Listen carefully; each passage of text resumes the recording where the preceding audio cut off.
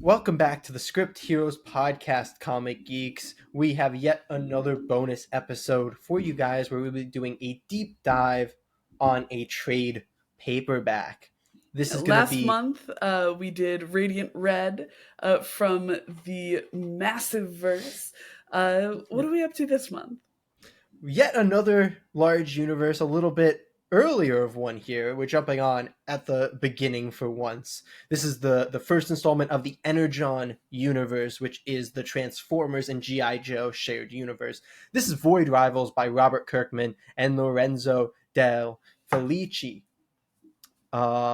So yeah, without further ado, I'm gonna do just a quick little. I'll read the summary that is on the book, and then we will go into talking about it. War rages around the sacred ring, where the last remnants of two worlds have collapsed around a black hole in a never-ending war. However, when pilot Derek and his rival Solila both crash on a desolate planet, these two enemies must find a way to escape together. But are they alone on the strange planet? And what dark forces await that threaten the entire universe? So, the team on this book is Lorenzo De Felici, Robert Kirkman, Matt Lopez does the coloring, Russ Wooten does the lettering, and editor Bixie Matthew. So, I hopped on this right when it came out, read the first issue day one, got kind of surprised by the Transformer. I'm sorry. There were rumblings of that happening before, as much as they want to pretend it was a perfectly held secret.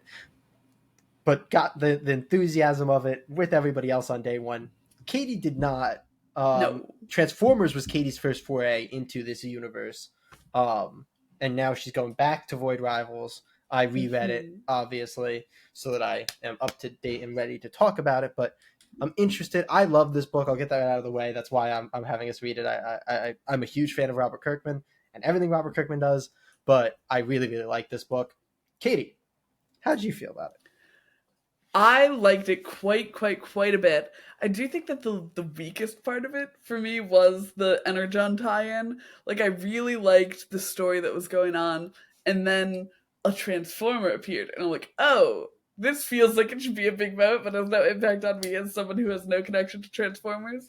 And then there were a couple other characters who were like Transformers universe people, and I'm like, uh, this is not written for me to care too terribly much about, because it is uh it's laying the seeds for what is going to continue to come in this series, and so those characters are obviously going to be important, but they held no excitement for me for what they were, just for what they might Yeah, end up being.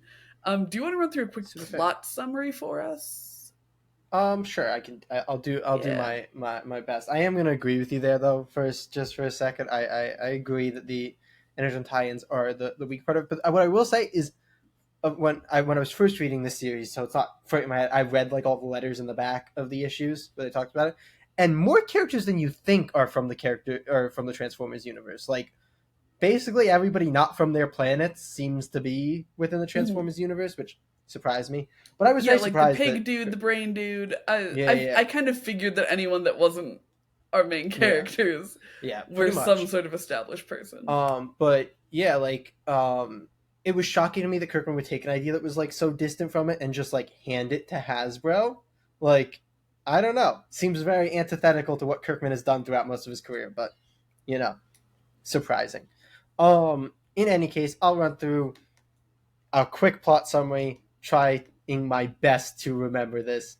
So Derek and Solila are, we open actually with Derek unconscious on this planet. He's got a hand droid, which is very funny. Hand, it talks, it kind of, wants him to follow protocols and stuff like that. It's meant to keep him alive. Very funny. Um, then basically Solila attacks him. We find out that they're both from like warring races, um, and they're both trapped on this planet together. They fight for a while. Dark has the opportunity to kill Solila and decides not to because he realizes there's no way for him to get off the planet alone. But together, they can put their two ships together maybe and leave. Ship go boom boom while they try to fix it.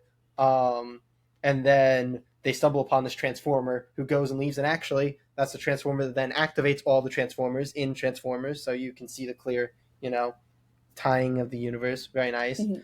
um but they are like, you know what, we can maybe still make this work, but we got to take off our helmets, and as they, because they have to use their own suits to like augment the ships, and this is where we get the big like inciting incident of the book. They take off their helmets, they are actually the same race, and so they learn that everything they've been told, every like thing that was made to make them war, is a lie. Big moment there. Then basically they get off the planet with their like one engine ship that they've built, super, like not great. The um combination of their two planets' technologies. It's a yeah, metaphor. yeah, so they get off, then they get abducted by this like pig dude, A Transformers character. yeah, I believe so. Yeah, I googled him. So, oh, you googled him? Nice, nice, nice. Then there's basically he's like, I own your stuff. They run around, they bump into another guy who's like, I'll help you get out of here. They end up giving him up in order to get off that, asteroid with technology, I think is what it was, they were Mhm. captured on. They get away. Basically, they get back to their planets, and they were going to both take capsules to their separate planets, but Salila betrays Derek and basically captures him, takes him to her side of the world, or like the ring around a fallen star. Um, then is very quickly learns that was a bad decision because the guy in charge over there is not happy that he can tell that they've seen each other's faces, so she gets thrown in the dungeon too. uh, Derek gets tortured for a while, but then he's saved by these mysterious figures that turn out to be like a resistance force that know about the shared race and want to bring everybody together. um, Derek has to then convince them to also free Salila. And we find out that Derek's father, by the way, who is the like ruler of his half of the world, is actually in cahoots with the ruler of Salila's world, and they've been plotting this uh, from the beginning. Uh, and Keeping then, the nations at war. yeah, yeah, so they can get their, what they want essentially. And am I feel like I'm forgetting. They like have they end up this was the last thing that I was forgetting. They end up in their like, you know form of trying to escape or get away. They go into like the forbidden zone, or like the The death zone between, wastelands. the wasteland between the two, halves of the fault. So that was probably a very long-winded explanation of the plot as I stumbled my way through it, but That's all right. That's all right. yeah, Um, it's a but yeah, fun so story. there was a lot of really good stuff to work with in there, and I think even in the explanation of the story, you can hear where the parts that have the Energon tie-in are a little bit disruptive to the story that's happening. Um, like there are just a lot of really cool ideas going on here. I think that the like titular concept of these two societies being at war on opposite ends of this strange star is super rad. I think that the conspiracy keeping them at war is super rad, and I also really liked um, both of our main characters, uh, but I do think that they fall into a bit of a one note territory for me. Like it Derek continues to extend the olive branch, and on multiple occasions, it ends in Salila betraying him. And it's a little rough to read, where it's like, okay, I feel like one of our characters is decidedly kind of better than the other one in terms of, you know, Morality. morality. Yeah. And while I think that it makes for a decent dynamic, I think that it happens just a little bit too much because it's I don't two know if it really happens too extreme much. I think it only moments. happens. I feel like what happens too much is Solila like telling Derek that she would leave him for Yes, dead. Like yeah, yeah. that keeps getting like batted over the head, especially toward the end. Like after he like Mhm. sends them to save her, she just once again goes like, "Yeah, I wouldn't have done that." And it's just, Yeah. I think there's definitely once we get to the later issues, her like repeated like stating of her not wanting to just gets a little bit much. Yeah. But there's But I room for think growth. aside This from is an that, they're very cool ongoing, characters. ongoing with gaps that we're on a gap right now, but it is intended to be an ongoing, so we'll hopefully keep going out into the world. I agree with you, and some honestly, like I don't know if you realize, I cut like the entire back half of the Energon tie-in from my summary because it feels Yep. so inconsequential. Like what the pig lad does after he's no longer with, like feels so inconsequential to the book that it Mm-hmm. really is hard to get into that. Like whenever we hit one of those pages, I'm just like, I want to get back to the story. Let me Right? go back. So Because it is a I really, fully really agree with cool that. story on its own. Yeah, yeah. Um, and that's like as much as I've been loving Daniel Warren Johnson's Transformers, but I don't need the like weird kind of back end transform. I didn't mind the Transformer being on the planet. I know you mentioned that for the first issue. I thought that worked just fine. Um, I mean, sure. it's like your little, you tie into your issue, one of Transformers. Like I had no issue with that. It's not really super disruptive. It only takes a couple pages. It Mm. does actually then like incite their thought process of using their own armor. So it does actually serve some amount of a role within the plot. So that one didn't bother me as much. And I wasn't super bothered by them being like captured by the pig lad because I actually enjoyed a lot of that sequence. But I do think everything the pig lad has done in like the back 3 issues was very rough and unnecessary. Yeah. Yeah, it's not that I think any of it was poorly done. His continued appearance is not great. It's just that it feels like I would have enjoyed the book more if it hadn't happened, if it didn't kind of go Super for fair. that tie-in, which is definitely like a me thing as someone who has no nostalgia for Transformers or GI Joe. I'm not sure if any of those things are connected to GI Joe. I don't think Um, G.I. Joe has a space. Maybe it does. Oh man, I don't know. I I don't thought it know. was like a fairly earth bound thing, so I don't I mean, they think there were crossed over any. with the Transformers in the past. Yeah, on Earth though, I think because the Transformers are often on Earth, Right, but right? I don't know. We Because didn't see again, any I've characters that I would have assumed were, you know, fair enough, fair enough. Transform Um, GI Joe characters compared to like the one guy I think is a GI Joe character in Transformers. right, The yeah. one, yeah. Uh, So yeah, yeah, I nobody stuck really out in like this the as being like stuff that they is could be a original character. to this book so Yeah, much more than the stuff that's tie-in. Like just looking at the opening sequence with the hand droid, because Derek, his ship yeah. crashes, and the first thing that we see is a fist break through, and then kind of drag along the ground because it can operate even when Derek is unconscious. It And so just shoots watching electrical signals. So cool. yeah, yeah. Watching the hand droid like use Derek's arm to crawl him across the desert. It's so cool but also so comical. I think that the character designs are really really rad. I didn't read all of the letters either, but I did read a lot of the back matter for issue 1, and so the intent to keep them looking like they could be androids was super cool to make that reveal really impactful when they took their helmets off and it's revealed that they are of the same people. um, Yeah, I think that a lot of what they're doing from an originality standpoint is just awesome, good comic book energy.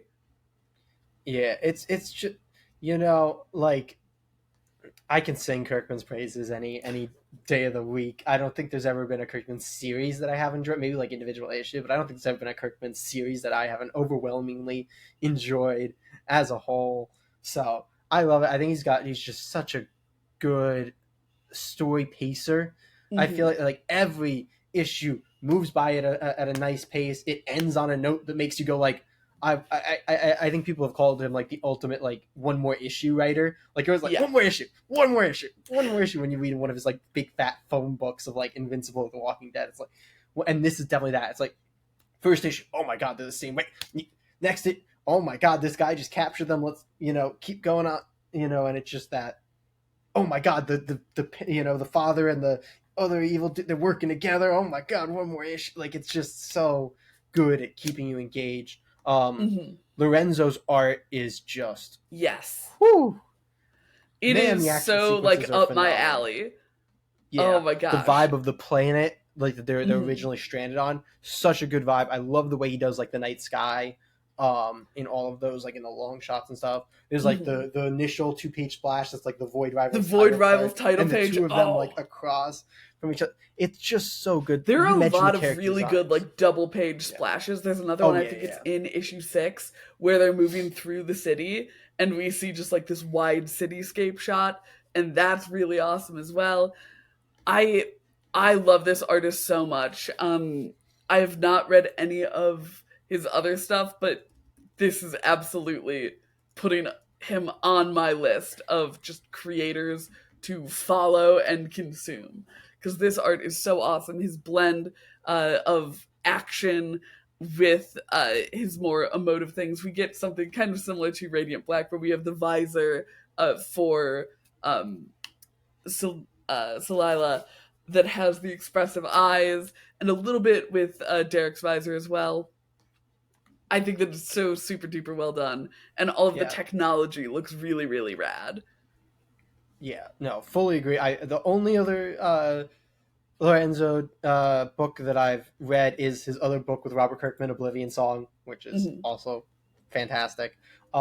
So just I really do think that Lorenzo's art is so good on every level. You pretty much hit on all the notes of what makes it so good. There's like I'd say the big thing is like there's no wasted space on pages. Like everything's Hmm. so well laid out in Yeah. like, okay, if we have more space here, like it's gonna be split and we'll have 2 panels here, sometimes just Hmm. long panels, whatever. Like it's so there's no standard format in this book at all. Like a lot of books you can find somewhat of a standard that they tend to return to after they do like certain cool things. Hmm. I feel like this book never returns to like any standard form. Like every page is completely different from the Yeah, last and I one. think a lot of that is because of how willingly and I guess aggressively he uses inset panels. Like, so many of these page comps look so good because they have these big blasts of his really beautiful art, but then also the like little windows into the action happening. And I think that Yeah. that is just so super effective in the style that he's doing. I love it. Love it, love it, love it. It's good stuff all the way around. Um And I yeah, also want I'm to trying compliment, yeah, because yeah, with a go. lot of sci-fi things, you kind of get, oh, this is very uh this is meant to look strange to a point where it's kind of hard to understand the visual language of the places, but they specifically made their aliens very humanoid, and a lot of their structures and stuff feel humanoid while also being pushed to that kind of futuristic degree without looking like distractingly alien. Like, there's it's much more future coded than alien coded, which I think is really, really nice here, especially for something that's telling what I think is a very human story between the two of them. Yeah, no, I fully agree. It's very interesting because like I feel like the two options you get when it comes to aliens are either very different anatomy or like extra anatomy, extra arms, extra eyes, whatever, Hmm. or like huge color change. You know, like they're now a bright pink or a bright green. This is like such a subtle, like they're like a yellowish color, like Yeah. a but still like you could see it being skin color in like a certain style or like a a Hmm. Caucasian skin color in a Yeah. style or an Asian skin color in a style. Um, but it's just that like very just slightly off, human color because it's this like true yellow color, Hmm. and then they have colored hair and a gem in their forehead. That is the extent of which they differ from humans. Yeah, and even the way Not that they much. move is very human. Yeah. It's very much meant to just be like, okay, we need to give them just ever so slightly enough that they can be ever so slightly different from each other, but still like you get that Hmm. connection. Like you said, it's a human story, so you see them as like, well, they're both humans. They are the same. Right. And that isn't to say that there aren't alien things. Like, looking at the Transformers characters, like the pig dude and the like tentacly mechanical brain-ish dude, They're I didn't very know. I well didn't even drawn try to aliens. describe Like they him. don't look human at all, which I think pushes the humanness of the original characters here. So I agree. it's not a question of ability for the artist, but No, a conscious choice. fully agree on that. Yeah. So I guess the oh, you know what? This is the question I'll throw you out because why not? It's a positive discussion because they're both things that we've enjoyed. It's not going to be like a putting one down thing. Where do you find yourself landing on, like, is Transformers more your style or is this more your style in This terms of is the Energon universe? 100% more my style. Like Transformers has a lot of really good bombastic action happening, big Autobots slamming into each other. Um, but at this point, I feel like I'm pretty established myself as someone who really likes close personal stories. And so while these characters are fighting for ending this great war between their two planets, so much of the story is focused on their dynamic and their relationship, and how that operates, and that's just so my jam. I don't disagree with you. I do agree with you, but I am finding it increasingly funny how it feels like, regardless of what the stakes are, when you really enjoy a book, you just find the way in which you can make it, Well, close stake. the Like, it's thing not is, a saving. It's like, I don't like saving the world plots, except when they're done well. Is basically not where you're saying necessarily. It's land. because the thing is, I don't care as much. I don't really care about the conspiracy side of things. Like I Mm. do. It's well done. Like saying I don't like end of the world plots, it's not my favorite. But this has that really strong interpersonal plot at the front of it, and their interpersonal plot obviously informs the saving the world plot and vice versa. But most of what we're getting is them interacting with each other, not necessarily them, creating a plan to do this. It's mostly about their relationship, instead of about their actions, if that makes sense. Very fair. I just find it increasingly funny as we get more books that, like, are saving the world plots, but you're just like, but it's well done. So Here's the thing, my problem is when saving the world is the only plot. Like with yeah. Dark Crisis on Infinite That Earths, I was the gonna say, I feel like that majority of only that plot happens. was saving the Yeah, I feel like world. that only really happens with, like, heavily established properties to where you can get away with that. Like, there's very few books that, like, are establishing new ground with the saving the world plot. It's just they're like, yeah, we're not gonna really explain you who the characters are or let them interact. Like, that's something the big two can get away with. It's like, well, you know who Superman is, you like Superman, you know who Which is Batman is. also Like, why I like indie you know books their so relationship. much. Yeah, yeah, yeah. I fully agree on that front, man. Fully agree on that front. But yeah, I'm not throwing shit. I just found it very funny. No, and it's something that you Because can after see Paper kind Girls of. 2, it's like, I'm just like, it's fair. What you're saying is valid, but they are both also saving the world plots. And I think part of it is because with both Paper Girls and now with Void Rivals, those are both ongoings. So the world Mm-hmm. isn't saved at the end of six Yes. issues, so they have the time to look at more than just that, Super fair. which is what I'm looking for in a comic. I just like Very character fair. interactions. I like character. I mean, this is why you need to read more Robert Kirkman books, because they are all character dramas. All of I them. believe it. I believe it. I am happy to read We're more. getting. Me and Katie talked right before this about when we're going to be doing a Walking Dead back issue Mm-hmm. review. So be on the lookout for that. I'm going to finally get Katie to go down the Walking Dead rabbit hole. I'm Yeah. gonna piss Jay off and read the deluxe release. No, don't you dare. Don't you fucking dare. I'll just be cutting every so often, and the coloring here was really well done.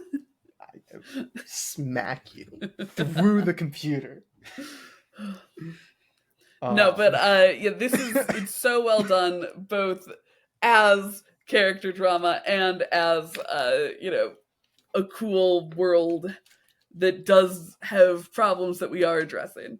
Um, I'm gonna throw you one more question I was going to Oh, be a little bit more mean with the question because it was going to be something that you were not going to be able to answer, but I'll do it in a nicer way. I was going to ask okay. what's your favorite issue, but then I was like, you know what? Katie never knows where the issue breaks are, I or like no. The thing remembers in her is, head with the way because that of how Robert hard they Kirkman were. Yeah, writes, yeah, and we saw this with Brian K. Vaughan and Paper Girls as well. When you yeah. have really good cliffhangers at the end of issues, Yeah, it makes it easier. But I'm still gonna pivot it because I feel like that's a little bit too much.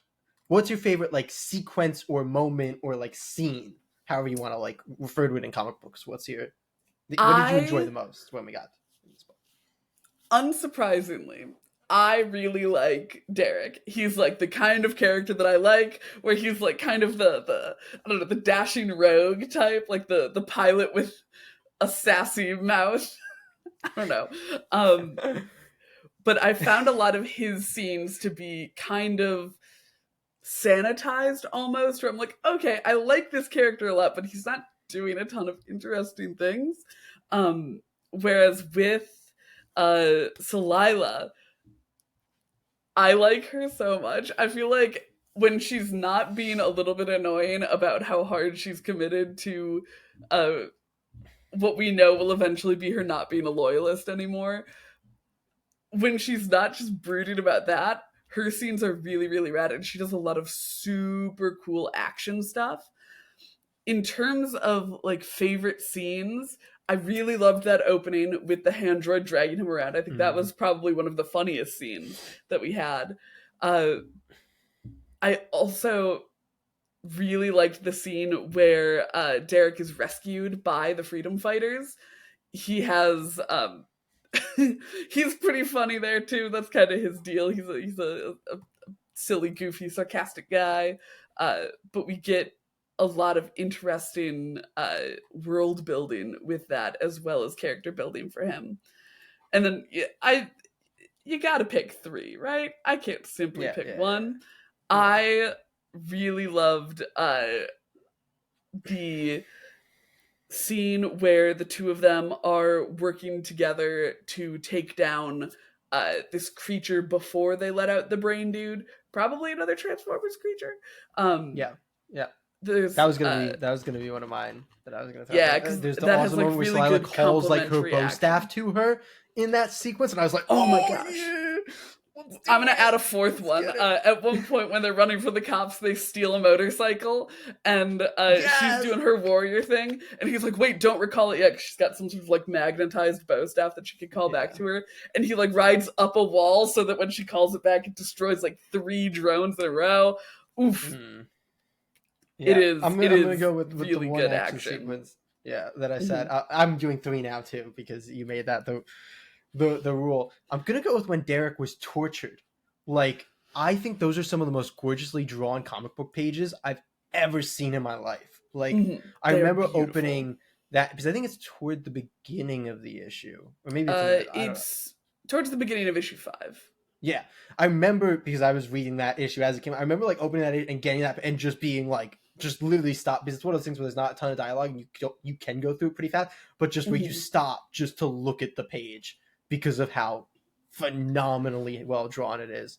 And something Like I want to I call remember that attention hitting to me on so those hard. pages specifically Yeah, is the the coloring beginning of of it them. too.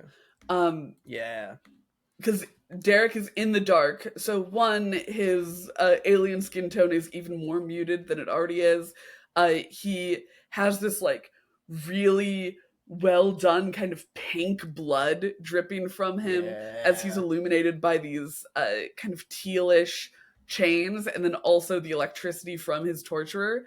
The like light and shadow is so beautiful, and there's just yeah. this wonderful page that has what do you think are 5 vertical panels that are super narrow, I was but just looking at that one. Yeah, oh my gosh, just him it's laughing gorgeous. when he realizes the android isn't like also Hmm. like the little bit of dialogue that is on these pages is phenomenal too. Like it gives you Hmm. such a good view into Dark's mental state without anything being like explicitly stated. His like just Yes. vibe like android and then realizing it's not on and like breaking down is just it hits so I love that sequence. Like that sequence is my number one in this book easily. It hit me so hard. Like on one of those levels that you remember the comic books that have hit you that hard. The only other moment I think that's ever hit me this hard is, and I'll slightly spoil the first issue of the Last Ronin for anybody who hasn't read it yet.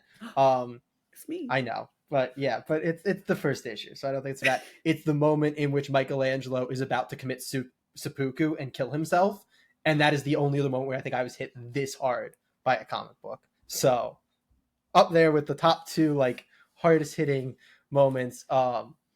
Maybe there's something in The Walking Dead. Actually, maybe And there's I a death think in The part of Walking that Dead that I is won't spoil. because But of the character that we've seen of Derek. We know that he's like, he jokes about it, but he is too trusting. Like, he's in this yeah, situation because of the multiple times that he trusted people and they betrayed him.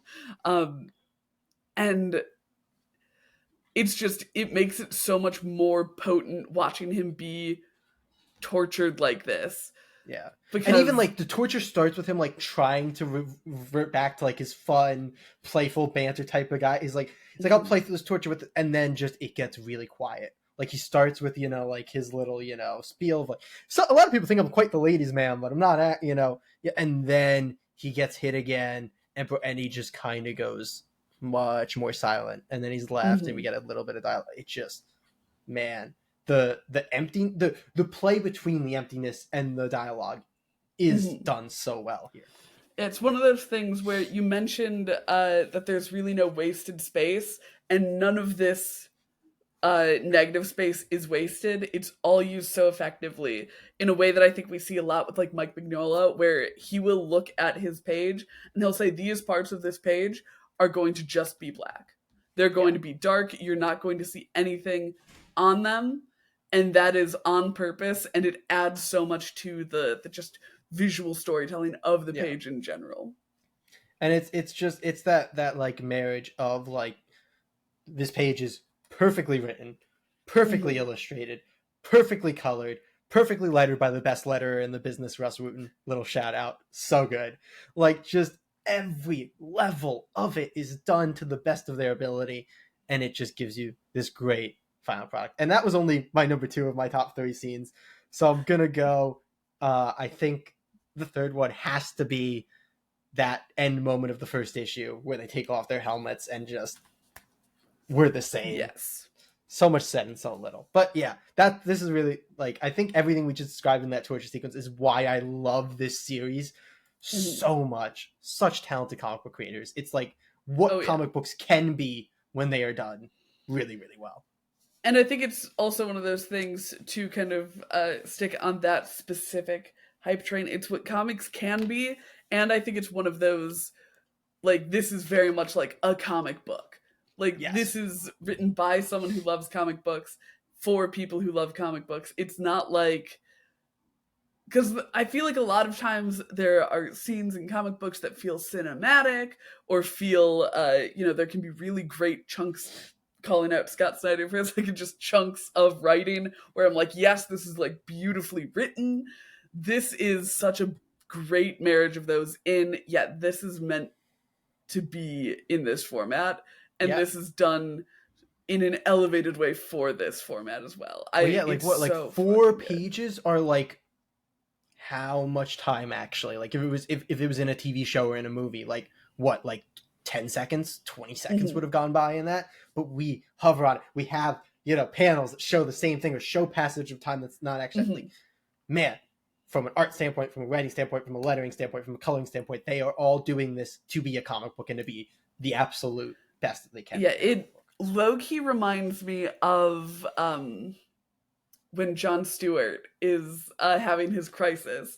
Like that's another moment Yes, that the it has Suicide that Sequence in same Cosmic Odyssey. I don't know how yeah. you didn't call it. That is actually, there you go. There's like number three of the moments that have hit me this hard. I love Cosmic Odyssey, one of my all Mhm. time favorite comic books.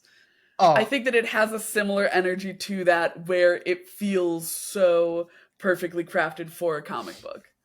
yes, that was such a good shout. And shout out Mike Mignola. Like Mike Mignola is such a good artist to compare to like the way that this is done.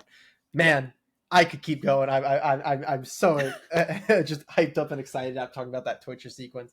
But I don't know. Is there anything else you wanted to hit on here? I don't think so. I'm really hoping cuz if the way we were talking about it wasn't enough, we're going to be adding this to our pull lists. So we'll be talking about it on the regular weekly pod. I'm really hoping that our characters get to be a little deeper. They get to operate outside of their one noteness. I think we got a hint of that with Derek when they were sneaking through the city. You can see the suffering that's happening on this side of the star because Salila's planet is the one that is losing definitively. Like they are rationing energy and water and not doing well.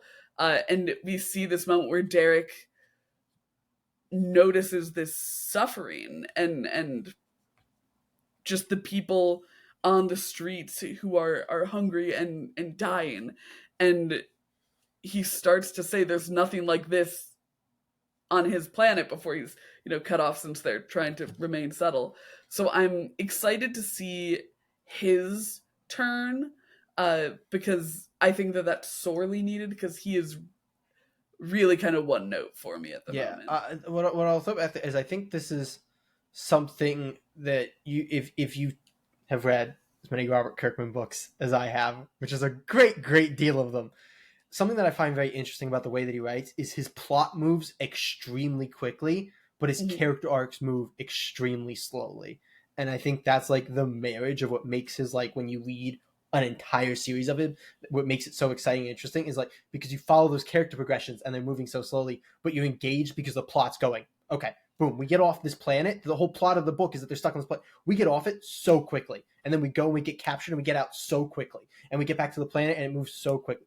The plot moves really fast. The character arcs move very slow. And I think that makes for a really good ongoing. I think so too. And I think a big part of that is because it makes the characters feel so much more real. Like, you can see something and react to it without, then being like, now this is my mission statement as a character. And I think the fact that the characters move more slowly than the plot is very, like, true to like a human experience, and is probably part of what makes his characters as just hailed as they are, because you get to sit with them enough to understand who they are and then watch them change over time instead of being told that they have changed. Absolutely. Yeah, but I think that's going to just about draw us to the end of this bonus episode. Like Katie said, we will be adding this to our poll list, so if you want to be on the lookout for that, keep watching our videos.